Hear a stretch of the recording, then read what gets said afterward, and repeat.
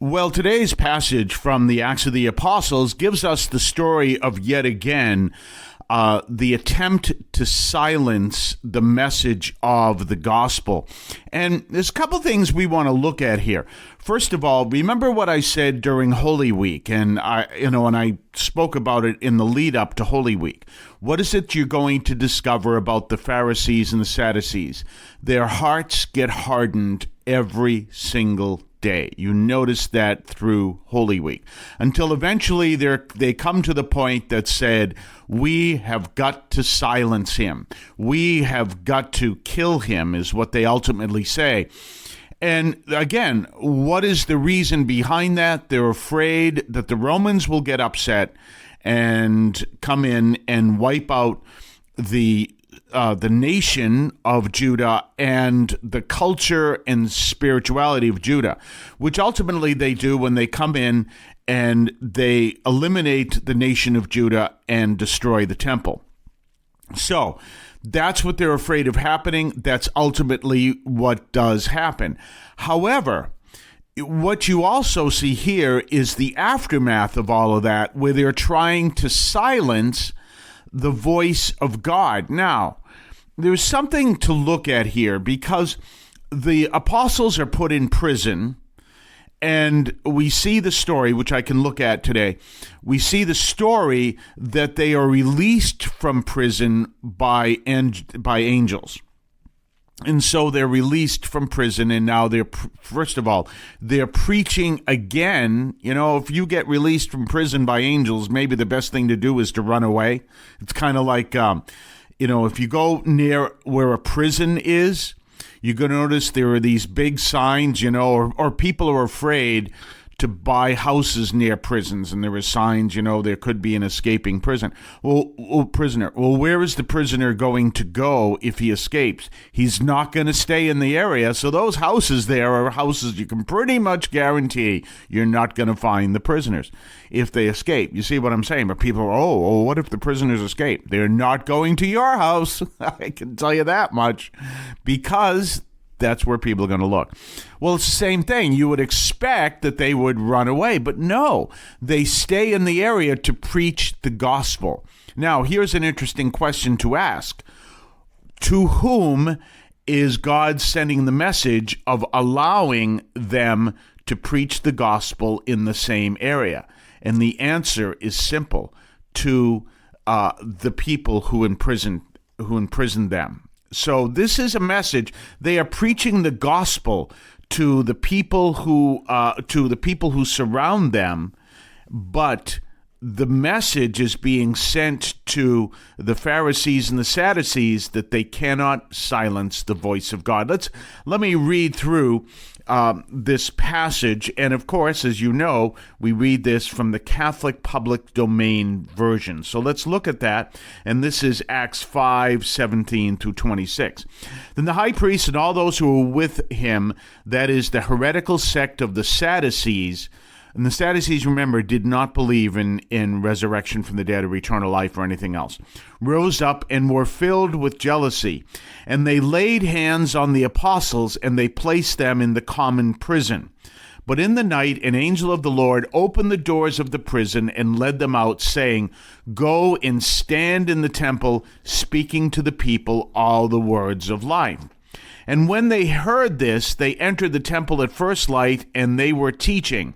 Then the high priest and those who were with him approached, and they called together the council and all the elders of the sons of Israel, and they sent to the prison to have them brought.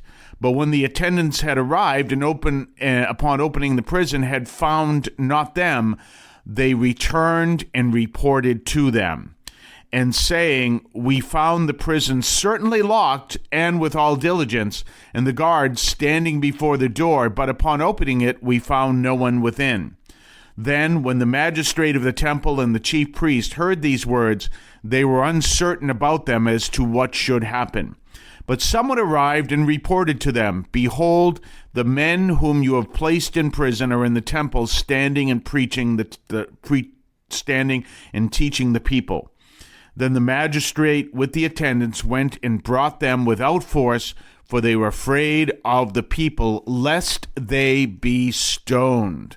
So here they express this intense power, and now all of a sudden they're finding themselves powerless.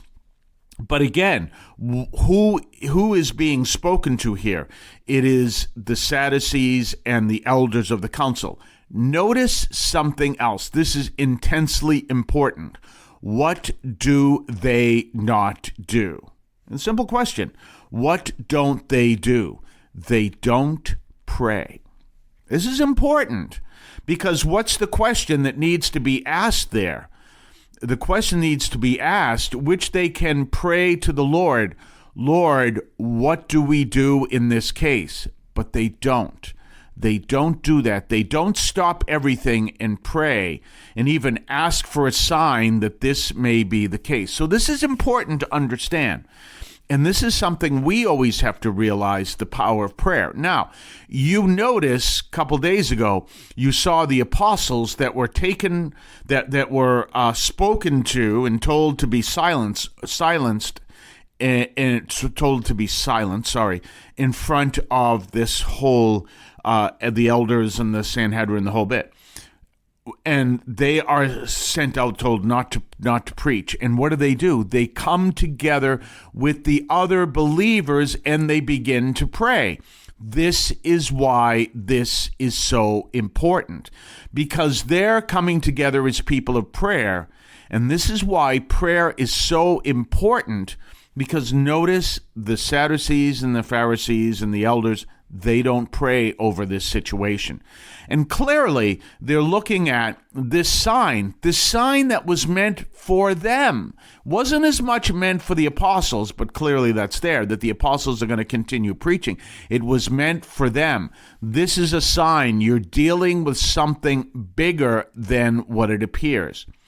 So keep that in mind. And this is something, especially during this time, we should experience time of prayer. The Pope has called us to pray and to experience time of prayer of how we as a nation should respond in this war. I'm not going to get into, I spoke about it yesterday, but I'm not going to get into too much of the argument between the Pope and the President. I'm not going to get into that at all, except for yesterday, because that's not where we belong. We belong looking at the bigger picture, and the bigger picture is really deals with God's will in these situations.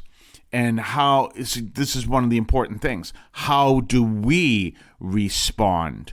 How do we as a nation respond in these issues? Not between the president and the Pope, but in this action of war and everything else. Because there are a lot of people that are concerned about this war. They are even supporters of the president who said, we don't like this war. These other people who are for this war.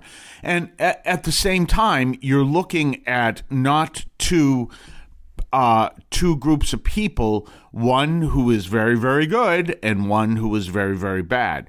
Two groups of people, they both have their own issues, actually more than two. They both have their own issues, and there are some serious issues going on, obviously, with the people who are running Iran. Obviously, that's an issue. They are notoriously vicious. We know that for a fact.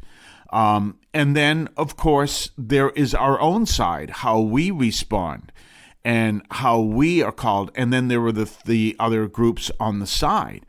But the ultimate question that we would want to ask, which no one is going to who is in leadership of like United States and Iran, what is it that you want us to do, O Lord? That is our question. What is it that you want us to do?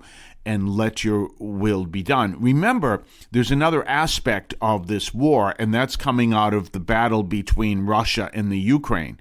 And they don't see this battle between simply, the Russians don't see this battle as simply a battle against Ukraine. They see this as against the West, and they see this against the disagreement with the moral stand of the West. So it's very philosophical and religious and spiritual, and so is the same thing going on here. It's very philosophical, religious, and spiritual. There is that issue. And so ultimately, where is our response as Catholics got to be? It's got to be asking the Lord what his will for us is and what do we do. And that's an important aspect. So we bring this to our prayers and, to be people of prayer and to come together. It says right there in the Bible, they came together as a community. That's what Sunday is all about. That whole thing is, I don't have to pray in a church. I can just pray on my own.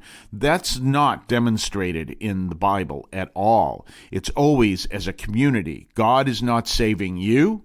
He's not saving me. He's saving us. Remember that. He saves us as a community, the people of God. So we, as the people of God, not me, we, as the people of God, need to be people of prayer and prayer over the situation. That's one of the things the Pope asked for. You can pray for peace. Pray for a resolution to what's going on. Pray, in the more powerful one, is pray God's will be done. That sometimes can be a scary one. So pray all that together.